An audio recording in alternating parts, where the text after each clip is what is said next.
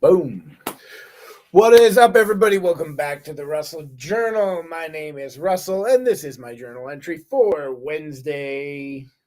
This is a Wednesday. It's a Wednesday, the last day of February, February 28th, 2023.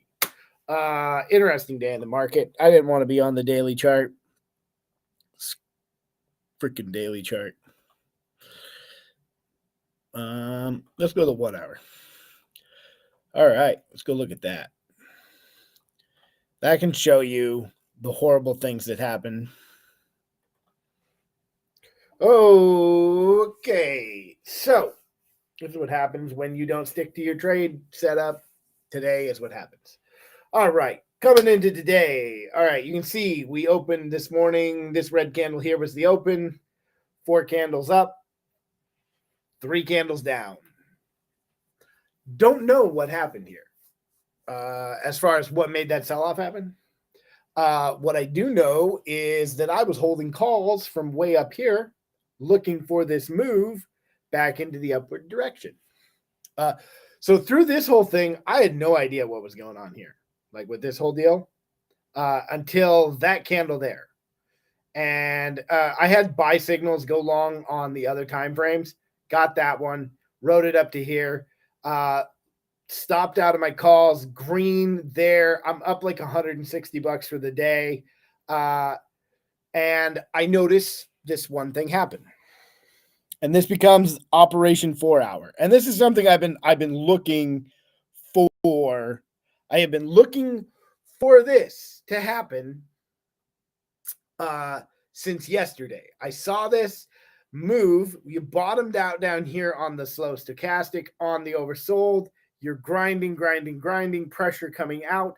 And my thought is, that line comes out right there. You're going right up here, this right into this target area right here, into the 403 range.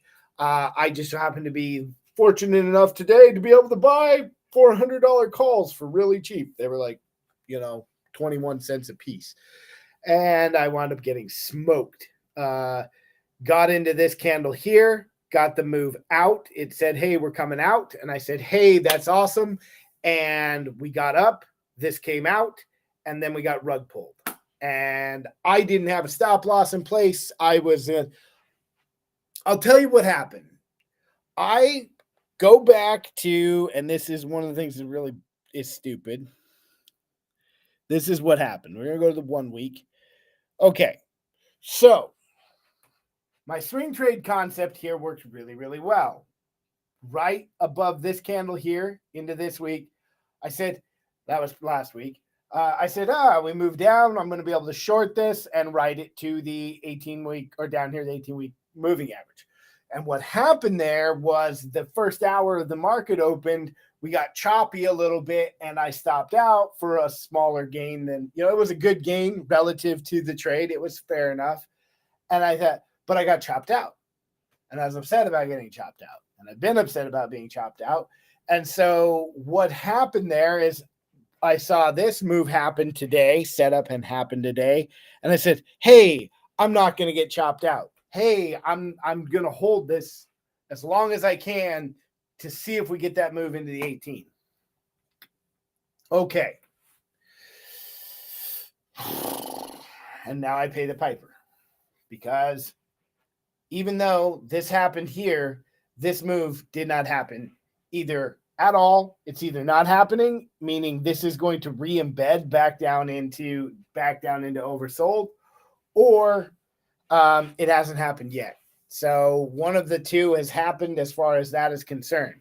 At any rate, part of the problem with this here is this chart over here, the daily. Okay.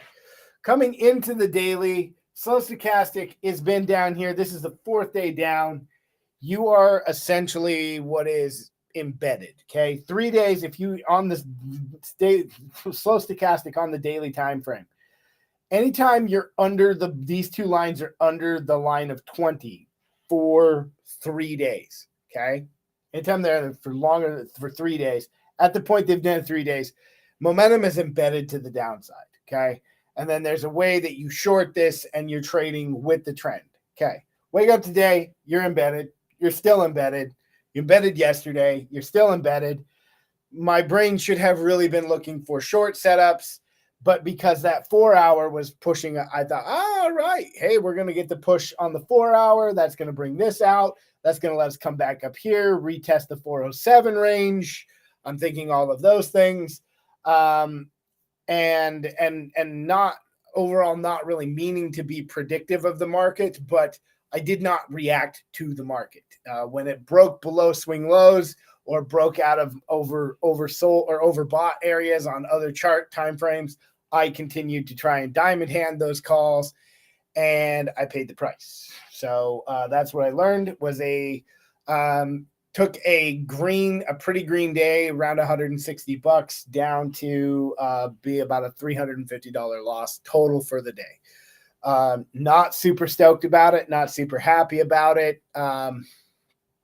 Really, I'm not really gonna say anything other than that. I'm not gonna try and be emotional. I'm not gonna try and be hungover. Again, like I said, see this down here, embedded readings down here. As long as that's down there now at this point, really should only be looking for short entries. You can go into today and you can even see, probably even on a technical standpoint, you can see pretty well that this is going to be reasonable resistance. At the same time, it is also reasonable that is going to break out, that momentum is going to continue on. And it tried to. There was a point during this day where my call contract spiked up. These 399 spiked up on that push above 399. I had the $400 calls, and then they just nosedived, and everything went down with that. When that happened, it was like that was actually the end of my trade. It was 1 minute engulfing candle on my call contract, 1 minute breakout candle, the next straight down engulfing candle, and that next 1 minute went. It was like it was FOMC. Like if you've traded FOMC and you have that big candle up and then you get that even bigger candle down, it was literally that. And we don't have any FOMC, so I don't know what news-wise catalyst caused that to happen. And then from there, it was just straight this whole falling knife situation. Pretty incredible to me. I don't know what I'm going to do tomorrow. I don't know. I have no idea now because I legitimately had this sort of planned out in my brain that we were going to, and I'm going to back out just in case Nick's here because if he's here, he'll be able to sort of set me straight. Nick is not here. So I was doing good. Okay. The one other thing that I had that I was doing, I was pretty happy with a lot of stuff. I kind of sat down, I wrote down a real detailed outline of my trade setup. I wrote the A+ setup for the trend version. I wrote the A+ setup for the counter trend version. And then inside of those, there was like 3 different variations for trend versus counter trend. And so I was feeling really confident about myself. I was feeling really confident about my trading. I was feeling really confident about my technical analysis. I was respecting stop losses. I was not stuck, and today, like most of today, I traded a lot throughout this whole move up here. And believe it or not, this looks a lot smoother than it really was. It had a lot of, I can go to a 1 minute time frame and you can see how choppy this market really got through most of the day here.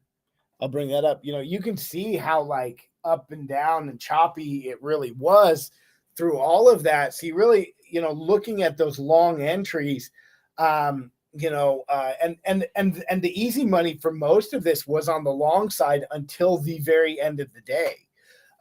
Where it just took that nosedive down from 399. And again, I should have just, as soon as we broke below this like sort of support breakout area right in here, I should have just cut the trade. I did not. As a matter of fact, at one point I had averaged down. So I really made every mistake that a newbie trader would make. And I did those things. And I guess I just needed a refresher course on it, and it was expensive. It was an expensive lesson. So that was today, and really got no real plan as to what to do tomorrow, what we're looking for. The only thing I know on this chart of SPY, 393.5 is really your next support level. You'll have a pretty good shot at that, I think, coming into tomorrow. We'll see. The other thing, too, that I noticed is when we did get above, you broke below 397 a little bit, but when you reclaimed it, that gave you some support up. Now, most of that doesn't really matter because it's not entirely a whole lot to do with my setup, right? Is that I incorporate some swing high, swing low stuff in my setup as far as like looking for the entry, because the slow stochastic, even though it's coming out, you can come out and still be coming down a little bit. And then the other thing too is you do have to tend to, because options are a derivative of the market of this chart, right? Their chart is contingent on this one. Okay. So whatever they do is going to be relative to this. So there is a little bit of a lag. You know, I remember back in the days when I was trying to be a rock star and I played drums. There was a point in playing drums where if you wanted to hit on the downbeat, you know, if you're hitting your bass drum on the downbeats or just on the quarter notes, right? Your foot is actually moving a little bit ahead of, you know, if you're of 1, 2, 3, 4, right? If you're waiting to say 1 to put your foot down, you're going to be behind the beat. The beat is going to drag. You're going to lose a lot of that. So there's a little bit of that same sort of mentality that goes into like sort of leading your, you know, Michael Schwartz calls it, you know, front running his options a little bit. So there is some of that where I'm trying to do that with my stop loss. The one thing I will say about this beautifully is I Heikenashi'd that stop loss under every candle break low. And every time I did that today, I stopped out for a profit. The only time I had 2 trades in here where I was short, trying to get short, looking for a follow through to the downside. And there I played just really tight stops. 10% was of premium. So I'm usually not losing more than 1 to 3 cents per share on the ones that I lost on. So, and most of them I stopped out for a penny loss or for a break even. So, you know, as soon as it could get to where it was above my price range, I'm bringing that up to break even. And it just continuously came back and got the stop losses. Now, the one thing I will say about this and something I want to talk about is that Nick over there, I've talked to him about the idea of like getting stop loss hunted. And I will tell you, Nick will probably tell you there's no such thing. I have this underlying suspicion, this gut feeling inside of me that says that's not true. Okay. Now, Nick's probably right. He's more than likely right when I'm not, and I'm usually not right about most things. So, but my gut says, no, there's somebody, they see your stop losses and they're coming back to get them. And the number of times that it has come back, triggered my stop loss, and then gone right up rocketed up in the other direction is too much. It's almost uncanny how often this happens. So I don't really know. There's no defense against it, by the way. I don't have their kind of money. If that's what they're doing, I don't have the money to compete with that. I still have to respect my stops. You can see where I didn't, and they just smoked me. And every time I haven't, I have gotten smoked. So, you know, that's just not going to happen anymore. Anyway, that's going to do it for me. That's just the journal entry for today. If you are watching this, just a few things to keep in mind before we go. One, I'm not a teacher. I'm not a guru. I'm not giving you any, this is not like, none of my content is not for educational purposes. Like my content exists for peer review and entertainment. Like that is all. If you need a teacher, reach out to me. I have tons of people who are really great stock market teachers who can give you the information. What you do with that information is your business. But I don't teach stock market stuff. This should not be your education. There's tons of guys that have been lots of experience and profitable. I am not profitable at this moment, so you should probably not listen to me. What you should do is look at this as a book report on the market. this is what happened, this is what I saw happen, this is how I reacted to what was happening, or this is how I didn't react in this case of today. And look at this more like this is my book report on my performance of the day. Go ahead, and tell me, and feel free to grade it, give me A through F, as to what I did. You F can stand for fucking idiot, because that's what I was today. Tomorrow, I promise I will do better. I will do better tomorrow. But I don't say I'll make more money tomorrow, but I definitely will not repeat this again, especially tomorrow. So what else? Anyway, that all being said, the Russell Journal is written, edited, and hosted by me, Russell Liss. We're produced by Social Media Shows. Executive producer is Maria Pereza. And until tomorrow, why don't you guys just go ahead and pretend I said some sort of catchphrase, huh?